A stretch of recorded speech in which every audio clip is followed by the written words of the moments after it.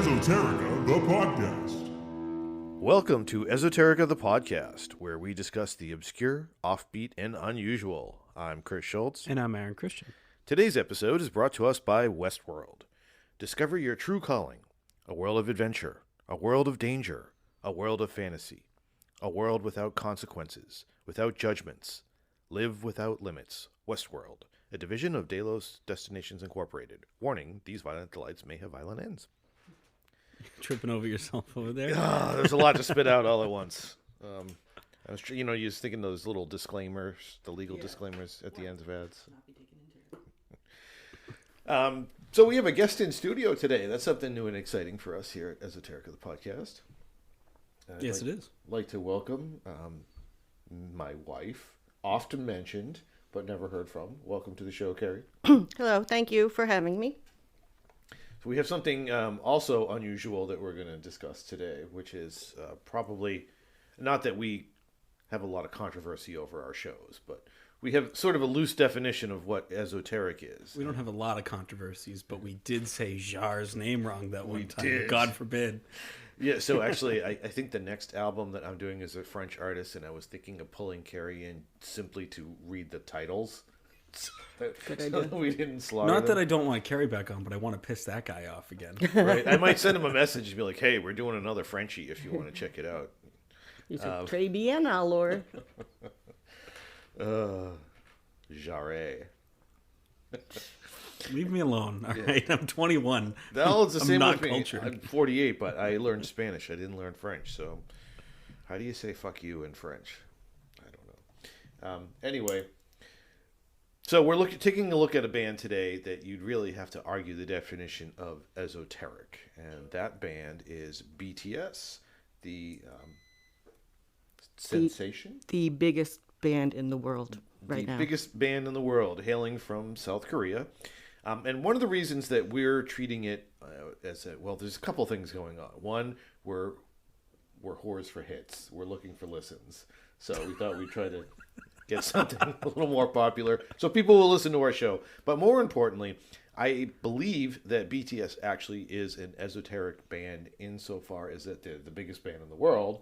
They're And immensely popular, but Nobody's ever heard of them. Whenever I mention them, nobody knows who they are. So they are the biggest band in the world, and nobody knows who they are. And one of the definitions of being esoteric is having an exclusive audience. Yeah. I think there's a language barrier and a cultural barrier that a lot of people might be, I don't want to say intimidated, but... I think a lot of people forget the world's a little bit bigger than the United States, so... It really is. It probably is the biggest band in the world, and nobody's heard of them because they're stuck in their bubble. That's right. And when it's a foreign band that's singing in their native language, radio stations tend to Not play stay it. away from Very that. easy to just tune it up. So, Carrie, you want to tell us a little bit about BTS? BTS is put together by an agency like any other South Korean boy band. Not like any other South Korean boy band, but similar to. Back when they started, there are three agencies. They always call them the big three, like three major talent agencies in Korea that produce like pretty much every group that comes out. They're not from one of these agencies. It was a new agency just starting up. They were the first band that this agency debuted, right? And they started a little different in that they didn't just like hold open auditions initially. They had a guy that they wanted to make a band around, and then they recruited the rest of them through various means. But so they started with a member already, and then they used like kind of his idea of what he wanted the band to be like. And they obviously guided him because he was fucking 16 years old, so they didn't just like let him have, but that's how they ended up. They debuted in 2013. They were between the ages of, I want to say, 15 and 20 when their first full-length album came out. And BTS stands for? It's actually a Korean term. It's the BTS is kind of it's Bangtan is one word, which means bulletproof. That's literally translated as bulletproof, and Sonyeondan, which means a group of young men, which they translate as Boy Scouts, meaning like not like a. It means like a group of upstanding young men, like specific to, not like a gang, but more like Boy Scouts. Cool. All right, so what we're listening to today is the fourth EP from BTS titled "The Most Beautiful Moment in Life Part 2." And this album was released on November 30th of 2015 by Big Hit Entertainment. Yeah. It is available in 2 versions and contains 9 tracks, with "Run" being the lead single. Yeah. So accurate. Correct. So, all right, but before we start with the music, I have just a little background, because this is why I chose this album in particular. This era, they go by this era, which they call the HYYH era, which stands for what the album title is in Korean, which I can't recall. But it's translated to "The Most Beautiful Moment in Life." But we call it the HYYH era. And this is where something beautiful happened. Let me bring you to the magical world of the BTS universe, okay? This is a fictional timeline based on them, but not actually about them. And it's quite in depth and involves a lot of speculation and theory. People have, and it involves the videos, and this is a novelization of their timeline. And it's basically about, well, one of their big things is that they need to be together at 7. They need all 7 of them. To be BTS, Okay. They're not individual pieces like that can be replaced or anything. And in the fictional universe, they've all undergone various terrible hardships, which they haven't in real life undergone.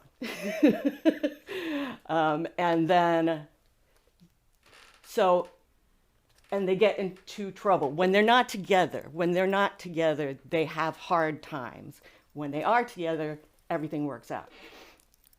But when they're not together, then they get hurt, they get killed, they get arrested, bad things happen. And so one of them, who's like the key, whenever one of them gets hurt or lost or something happens, he goes back in time and tries to change what happened, like a butterfly effect. Like he tries to figure out what he can do different, which will make the outcome different in the end.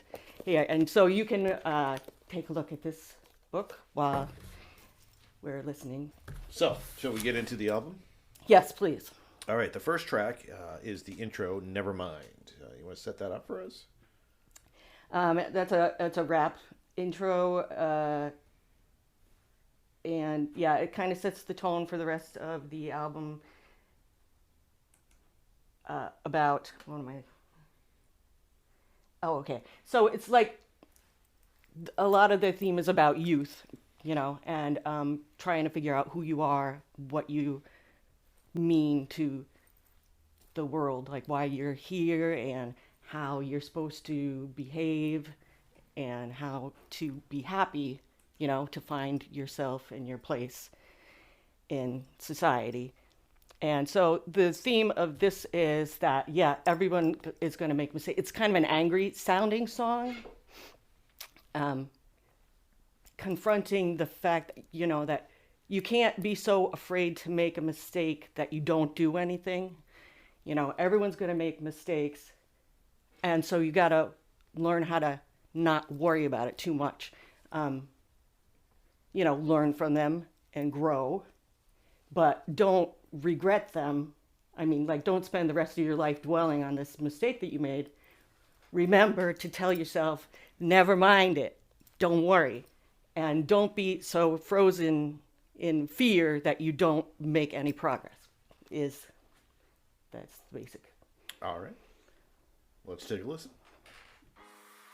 앞만 보고 달렸지 주위를 둘러볼 틈 없이 어느새 나는 가족의 자랑이 됐고 어느 정도 성공을 했어 사춘기란 말 하는 그중 생각이 나는 문득 그 당시 나는 어렵고 무서울 게 없었지 몇 번을 좌절 그건 아무것도 아니야 달라진 거라곤 그때에 비해 조금 커진 키와 동나이대에 비해 조금 성숙해진 시야 남산동의 지하 작업실에서부터 So the song is kind of reckless and rebellious. It's one of their kind of like angry songs. They do a lot of different kinds of genres. You know, they cross genres. This is a hip hop song, and they're kind of punk, like hip hop. You know, and there's a lot of imagery in their videos of like lost youth. You know. A lot of Nirvana T-shirts and things like that, you know. Which I was thinking of with the line, never mind. Right. But yeah, so that's...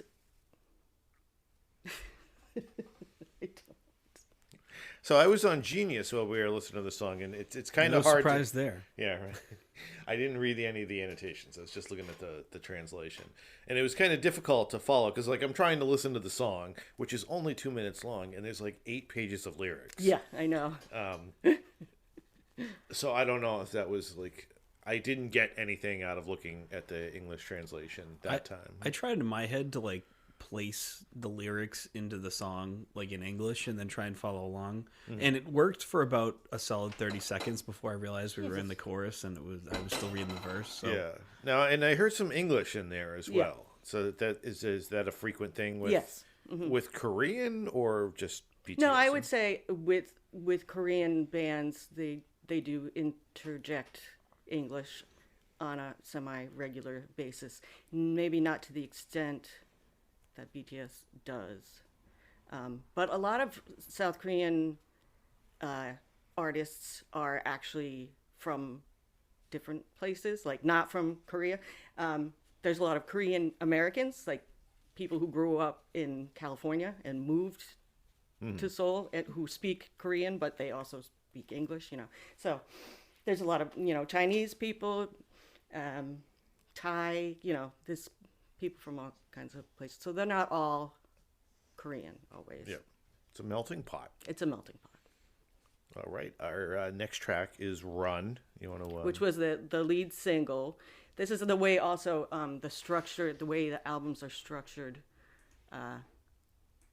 with the single.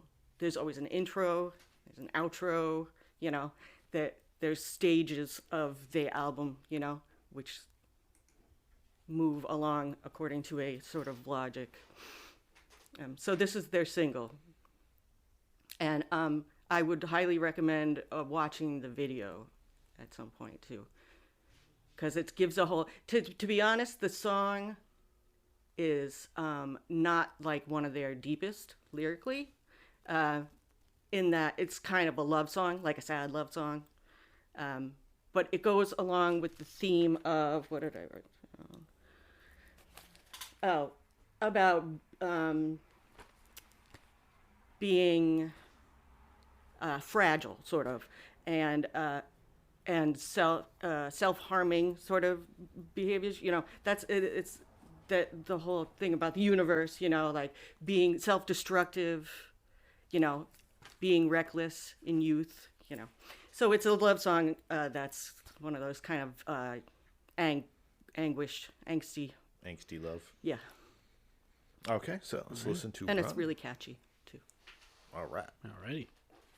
다시 run run run 난 멈출 수가 없어 run run run 난 어쩔 수가 없어 어차피 이것밖에는 못해 너를 사랑하는 것밖에 못해 다시 run run run 넘어져도 괜찮아 run run run 좀 다쳐도 괜찮아 가질 수 없다 해도 난 좋게. So before you got into BTS, our daughter was Yes. a big fan, and me being an indulging father, whenever I was driving in the truck with her, we listened to BTS, and I can definitely be a bit of a music snob, and You are, yes. I am, and just like boy bands, hip hop in general is not. It's not that I dislike it. It's just it holds no interest to me, and it all sounds the same. Like we listen to Kiss 108, which is our local like popular radio station, and it just sounds like the same shit recycled all day long. I will say, when Isabel started listening to BTS, I noticed like right off the bat, it's actually it's enjoyable. It's catchy. It is. It's good music. Yeah. Yeah, it's pleasant to listen to, I think. And as I mentioned, the video for this song, because the song's lyrics, are again like about sort of self-sacrificing. Like I will run over glass and just so I could be with you, kind of thing. Like I would hurt myself and sacrifice to, for, and like ostensibly they're talking about a girl or, you know what I mean? But the video like has none of that. Like it's not a romantic video at all. So it has like a different feeling. So like the mood, the emotion of the song is not so much about the lyrics, which are nice lyrics too, actually. Like they are a little angsty, but it's not like a love song, really. It's sort of under the guise of a love song, but it's about yourself more, about like figuring out who you are, especially as you grow up and you change, the choices that you make and where you end up. Now, we talked before that the South Korean music industry, kind of, they like, manufacture these groups pretty much, right? Mm-hmm. So do these guys write their own stuff? Yeah. They do? They have producers and like regular people who work with them. The rappers all write their own. So anytime there's rapping, the guy who is saying it, he wrote it. They don't do other people's. And sometimes they write the other lyrics too. And the other ones, the three of them are like the main lyric writers, the three rappers, but the other four write lyrics also. And they all do like solo. This is another thing that how they usually structure their albums is that they have songs that are all of them, and then they have someone featured, or they'll have like just a vocal song, that's all singing and no rap, or just a rap song, or So they usually get a chance to like showcase their individual talents and expressions. But that's obviously what we call OT7. And I don't remember what OT stands for. But it's all seven of them. Oh. I don't know. It just went back in my head to the scouting metaphor. So there's seven of them. It's like a patrol. It's their crew, Mm-hmm. The patrol method. Yeah. They're your squad. That's my squad. Yeah, my bros. With the novelization thing, I'm kind of getting, and this is going to sound dismissive when I say it, but I hope you get where I'm going at, like a Scooby-Doo vibe. Yeah. Like they have their misadventures that they go on, and it's not They comical. drive around in a van solving mysteries. Right? And like that's a good motif. It doesn't have to be, the crap that Scooby-Doo is. It can definitely be. But The crap that Scooby-Doo It's about a gang. Scooby-Doo is not quality writing. Let's be honest. I didn't say it was. And BTS, as far as we know, has not introduced a Scrappy, correct? They do not have any kind of mascots or sidekicks. No. No canines. Nice. All right, so the next track, Butterfly. Yeah. Set us up. This one flows directly from Run, and it's again about a self-destructive love. Of course, the butterfly metaphor is, the butterflies are very, very fragile, very pretty and elusive. You can't really touch them without killing them, and you can't really hold on to them. You know what I mean? You can't possess a butterfly as much as you'd like to, All right. Let's give Butterfly a listen. 곁에 머물러 줄래 내게 약속해 줄래 손들면 날아갈까 부서질까 겁나 시간을 멈출래 이 순간이 지나면 없었던 일이 될까 날 잃을까 겁나 So a lot of the themes that they deal with in a lot of their songs have to do with identity and, you know, how you understand yourself. And especially in the music industry, you know, that they're encouraged to take on, you know, stage names and personas, you know. And so there's a sense that, and especially even with like the novelization and everything, that they are characters and then they're actors, you know what I mean? Like they're two different people, and like trying to figure out who you are, you know, and losing yourself into the music industry or to fame, or losing touch of what it was that made you want to become an artist in the first place, you know. To become overwhelmed with things like power and then a fear of losing that power, like of not being famous anymore, you know, things like that are, they've explored a lot more as time goes on. Interesting. It was funny, like the butterfly motif. Everybody knows the symbolism of a butterfly. It's usually a transformation of some sort. It did. And I don't know if I'm going off on a tangent here, but I started running through my mind the idea of like, what if you fell in love with a caterpillar? Like, how tragic would, I mean, assuming that you're an insect or something also, I'm not saying a person falling in love with a caterpillar, Right. but to fall in love with somebody who is a caterpillar, knowing that they are going to change and fly away. And go away, exactly. And like, what a tragic relationship that would be. Nice, very nice. Good job. Also, with one of the things that I was picking up on this song, do you remember, Aaron, when we were listening to the Who's The Greg? Yeah, I do remember. That was earlier in our season. Yeah. We got an Episode international flair this week. So obviously they sing all in Mongolian, and they're a metal band, so there's a definite like sound, Yeah. distinct sound that they have. But as I was reading the translation of the lyrics, I started to realize that the atmosphere of the song captured what they were singing about, and I kind of got that same vibe in this song. Yep. It's speaking of that like atmosphere kind of thing too.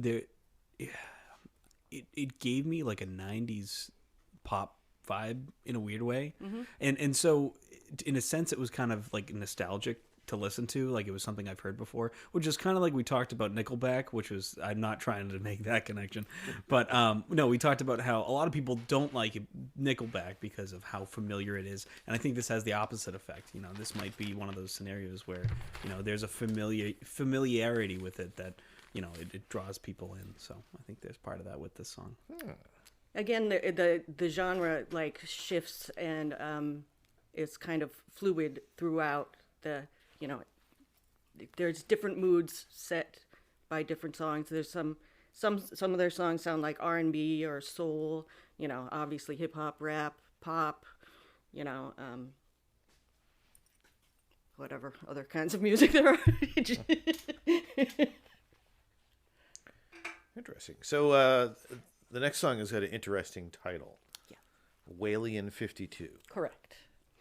There is a species of whale, evidently. I am no whaleologist, as you know, but you know how whales communicate with each other with their singing, sort of, you know, they make sounds and they know what it means, like they are actually communicating with each other. But there was discovered one species of whale whose songs are 52 hertz, which is some kind of, it's not audible. Nobody can hear them. They're making noise, and they know this because of, I don't know, you know, the biologists or marine biologists or whatever who have studied. They know these whales are talking, but nobody can hear them. And so Namjoon RM uses this as a metaphor of being lonely. The loneliest, they call it the loneliest whale in the world because it can't talk to anybody, nobody can hear it. And whales are big, obviously, you know, like they're not a small, delicate thing like a butterfly, but they can be sort of forgotten, erased, if you will, you know, ignored. And that's like what that's about. See, and it's another metaphor for like show business or whatever, like being in the ocean, this huge ocean, and feeling powerless and small, and like you can't affect your surroundings in a way that you want to, and that kind of sort of like being a member in a pop band. Yeah, kind of like that. Interesting. All right, let's give. Hopefully, we'll be able to hear Whaley in 52 as we listen to it. So.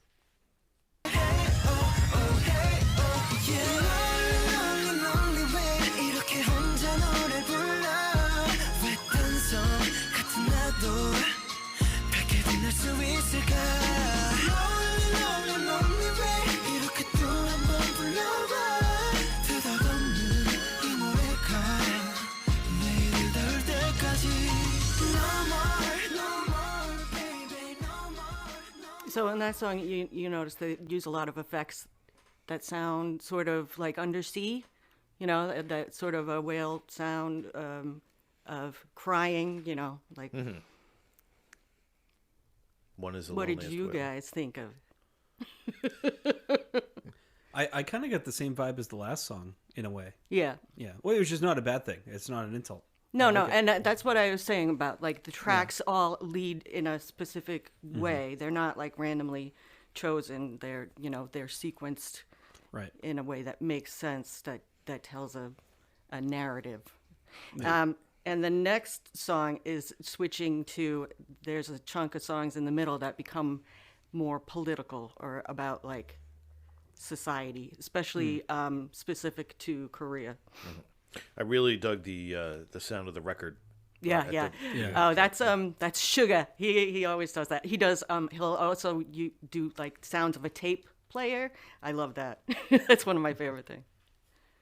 Nice. Yeah, Nice. I like the concept. I think that's a really interesting comparison. You know, Apt metaphor. I had a whole other thing I was going to go on, and I completely forgot. Like I was going to pull a line out and sound smart, and Well, and Aaron did mention, and I agree with this, that the rap style was reminiscent of Snoop. That sort of laid back, you know, Well, the Snoop's not three- in a hurry, you know, when he's rapping. The three rappers each have a unique individual style of rapping, and like I said, they all write their own parts. So, yeah, that was, I believe it was J-Hope who was rapping when you said that part. He does tend to have a little like looser, you know, like Suga is very on point, like staccato sort of, and yeah, J-Hope's more kind of like groovy. And again, this is I find this endlessly fascinating that a South Korean band is influenced by American hip hop, which has its roots in African music, and it's just the evolution of music around the Correct. world. Yeah. Dude, it's all like Rob Gilman says, all weather is local, like all music is world music. And that's another thing that is that they say there is music is its own language. You know, Yeah. you shouldn't have to know how to speak Korean to be a fan.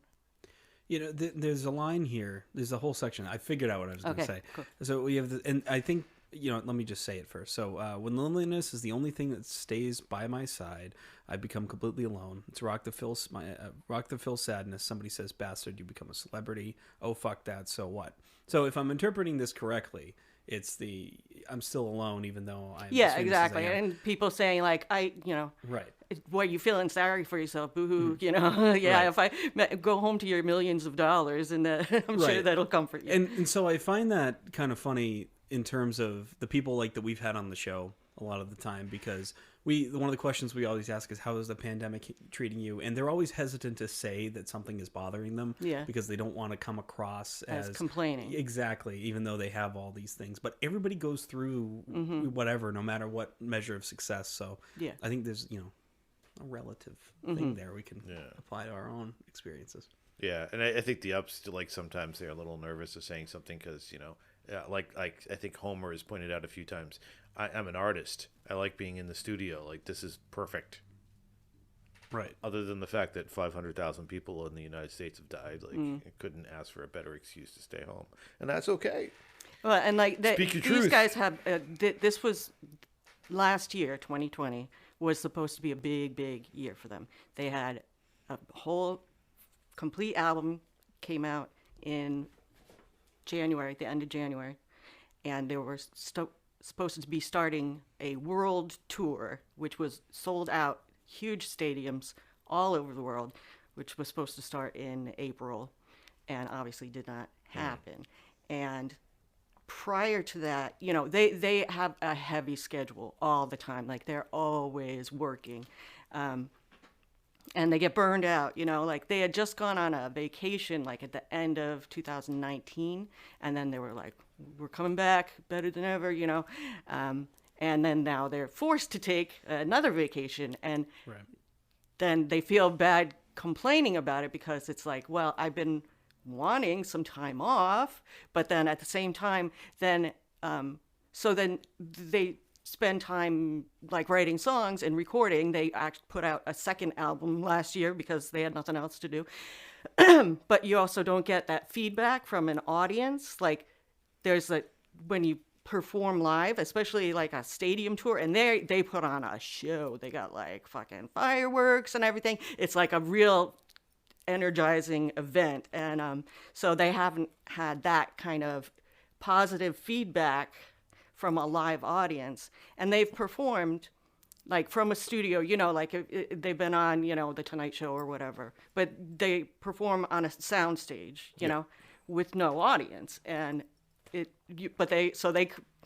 don't like to complain though. Like, whenever they come up, and if they're trying to say like, I'm really miserable this year, it's been sucking, but they don't want to say that because they don't want to sound ungrateful, know. Well, props to South Korea, because they know how to contain a pandemic. Yeah, but they don't know how to not be blamed by the rest of the world for the Asian flu.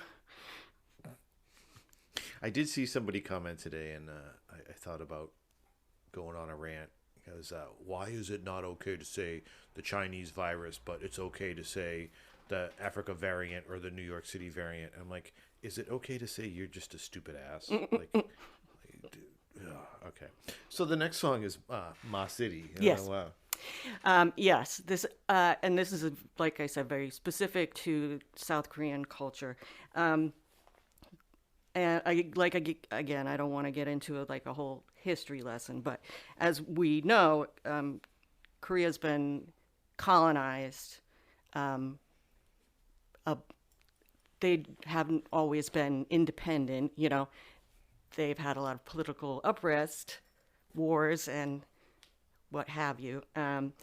So there's a lot of, evidently, because it's a isolated peninsula, and it's very mountainous. So there's regions, the provinces, and they're pretty isolated from each other, to the point where they almost speak like different languages. They call it dialect, but where you're from in Korea, you have a different accent, and it has a different culture. And so this is about your regional pride.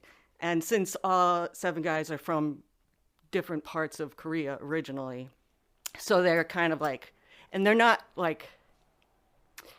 doing what's a East Side, West Side, rapper kind of, turf wars or anything like that. They are all, and even though that has occurred in Korea with these regions, where people think they're better, people from that area are better, those people are hicks, these people are sophisticated, that kind of. But these guys all, from whatever region they offer their support to the other regions as well. They say, this is where I'm from, and this is why I like it. And the next guy goes, well, this is where I'm from, and this is why I like it. They don't say anything bad about the other ones, even ones that have been historically like looked down on. Like there's one specific Gwangju as a city on the West Coast that during the, I think, 70s, there was the president or whoever was it was a like not a good political atmosphere in all of South Korea, and they in this one area they had like a riot, like an uprising, and the government then sort of, instead of saying because we're corrupt and they are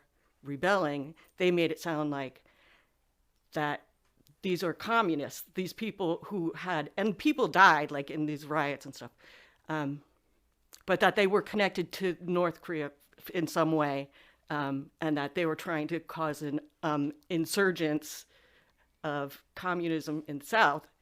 So the government made it sound like they were the bad guys when they were protesting the corrupt government, and the corrupt government says, "Oh no, those guys, they're just communists," like, you know. So then everyone looks down on that area. They're like, that's where all the commies live, you know, things like that. All right. Well, let's take a listen to Ma City.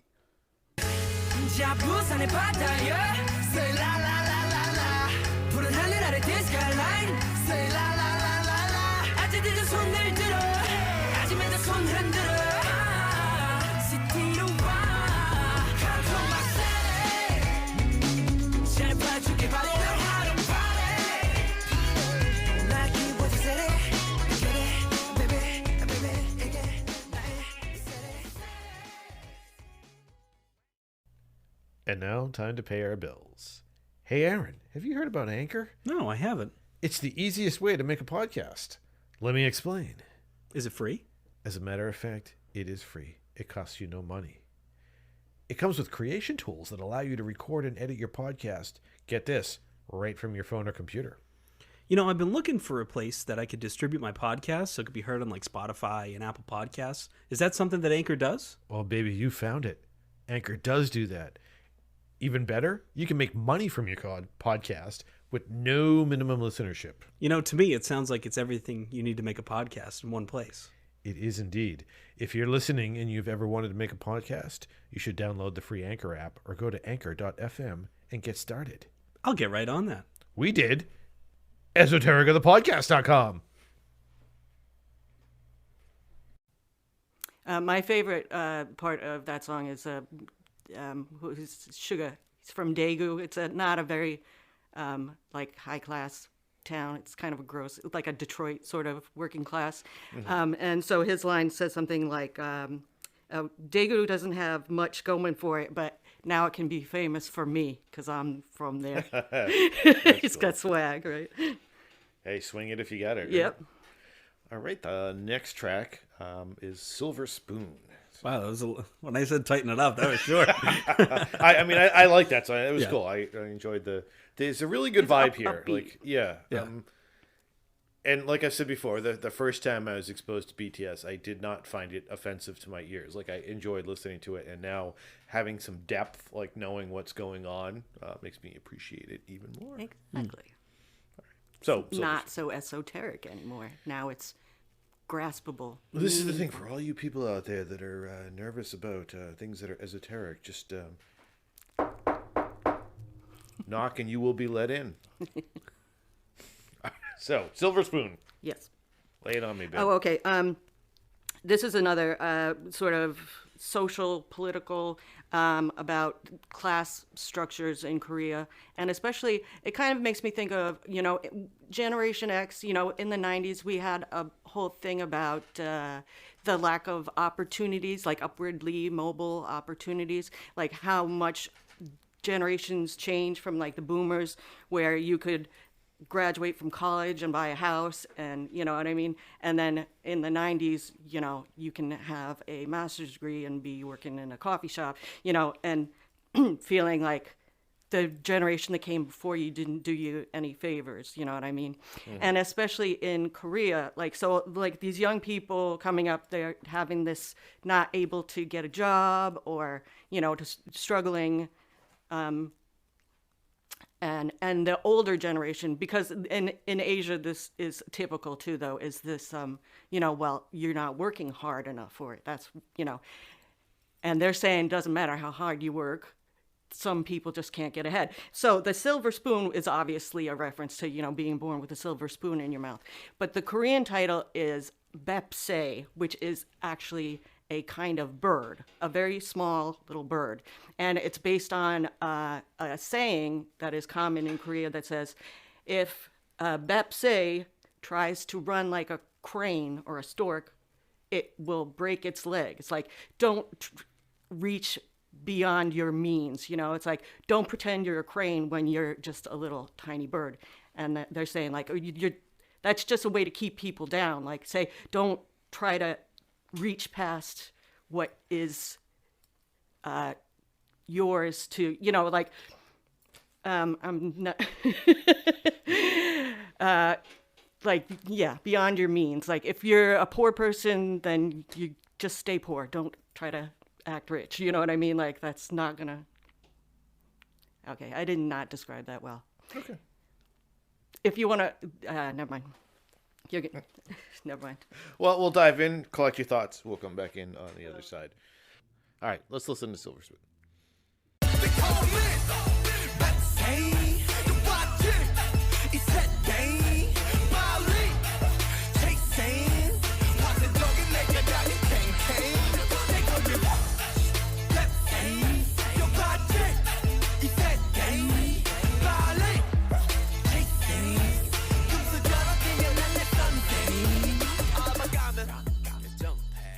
So listening to the song, you can definitely hear a mocking tone and making fun of their elders.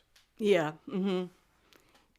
And which is kind of funny too. Like, I'm thinking in my mind, you know, they're talking about teachers or adults, but I would think that this also goes towards like the people at the studio, their handlers and whatnot. Just try harder, you know. Just shut up and do your thing, because. Yeah, I guess it's a generational thing about, you know, that's what it's always been that way anywhere. Here, you know, it's the same thing. My grandfather was like, you know, if you put $5 aside every week, you'd be a millionaire by the time you're 25. You know what I mean? Like, Yeah, brush it off, put a Band-Aid on it. Yep. All right, so Oh, I'm sorry. Oh, good Lord, we have my Aaron microphone here. up. Oh, I forgot. Oh, it was good. Isn't that a theme we probably explore a lot, though, because we listen to it, at least on the show, because we listen to a lot of these emo groups, right? And a lot of time it's like, oh, well, you know, everyone makes it so much harder, and there's like all these expectations of what I should do, but nobody's here to help me get there, so I'm gonna stay that way because I don't have a hand up or a hand to help me, you know. Yeah. So I think that's something we talk about inadvertently a lot on the show, because I bring in a lot of whiny teenagers to talk about stuff. But yeah, and that sounds judging of me to say whiny, but it's no. But and I think you raise a good point that, and I think it's something that people tend to forget. Different genres of music, it's like being human's a universal experience. Mm-hmm. So this might be considered like hip hop. Pop, you know, whatever term you want to throw on it, or K-pop, but there's a lot of the same things going on. And not to jump ahead, but in a couple of weeks we're going to listen to an album that hasn't been released yet, and that's it'll be released by the time it comes out, and that's the Dead Poets Society album. And there is a track on there where I don't want to repeat the whole thing, but generally it's just him talking, and it's him saying that, you know, if you felt something, everybody else has felt the same thing, just in a different way. Yep. You know, the Beatles even said that. You know, nothing can be said that hasn't been said. Mm-hmm. Yeah. Right. All right. So we're getting close to rounding out this album here. Mm-hmm. The next track, "Dead Leaves." So give us a little bit about that, Kay. So this is another like a breakup type song, like a romance. Again, about like fragility, things that you can't keep them the way they are because they're going to change regardless, you know.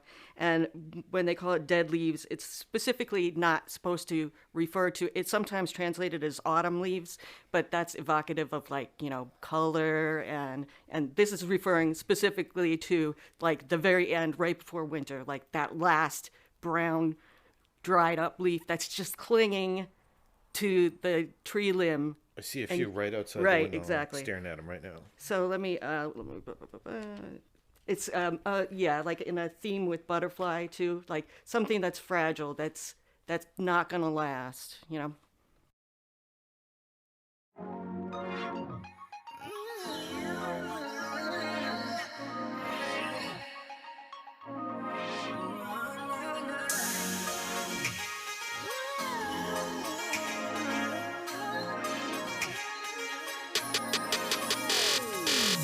떨어져 날리는 저기 낙엽처럼 힘없이 쓰러져만 가내 사랑이. So I think basically that song and the theme that runs throughout the album is sort of about interconnectedness, you know, like a balance, a relationship between everything, and trying to hold everything in place is going to fail eventually. Like things are going to change whether you like it or not. And there's only so much control you can exert over your environment, which goes with the theme too of the universe, in that you can only go back in time so many times, like and try to figure out what you could have done differently to make a different outcome. You know, it's not really a sustainable model, if you will. You know. Yeah. Just made me think of that line in Avengers Endgame. Was it Infinity? It must have been Infinity War when Doctor Strange is like, I looked at all the possible outcomes of this battle. There was like 600 million. And Tony says, "How many did we win?" 1.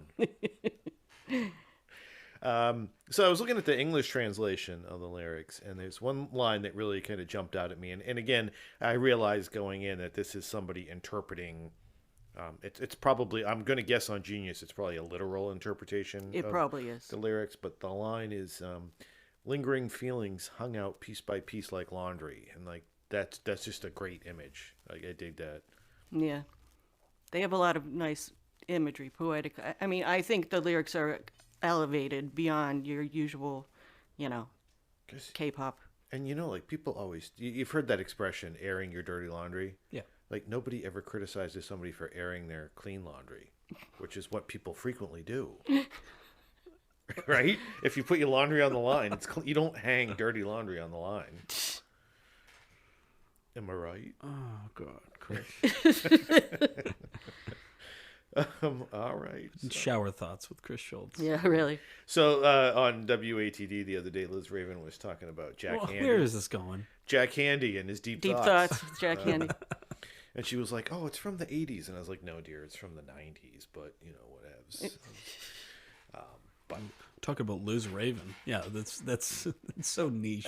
I might ask her to be do a one-on-one Liz Raven. Anyway, so we've come to the last song on our album, Which again, House of Cards. You know, a delicate balance that is probably not going to, you know, you can't move into a house of cards, you know, it's not going to stay around.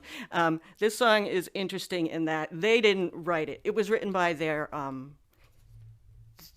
producer, and it's all vocal. It's just a vocal. So there's no rap, and it's basically, again, just like a love song.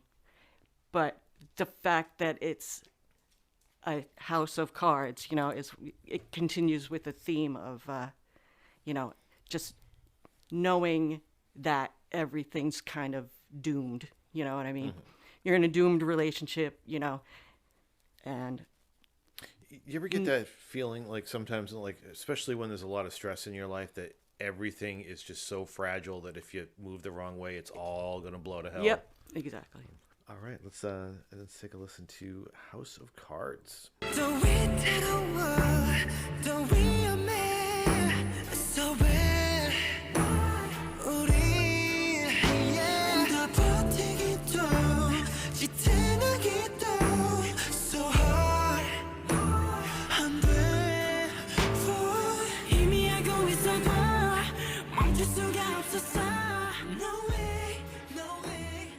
So that's the outro, brings the whole story together. That's how they structure their albums.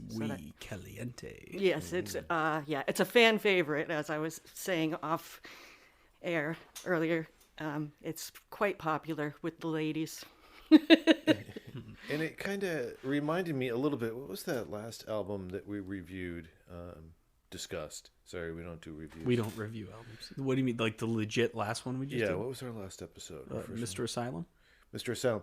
Some of those songs about like self-destructive relationships. Yeah. Kind of cut that kind of same vibe here. Yeah. With that House of Cards. Like, we know it's a House of Cards. It's all going to come down, but Yep. you know what? We're going to go for it anyway. So that was the album. That was the album. So for the parents out there, I think a portion of our audience, at least, is middle-aged folks who have kids who may be into BTS.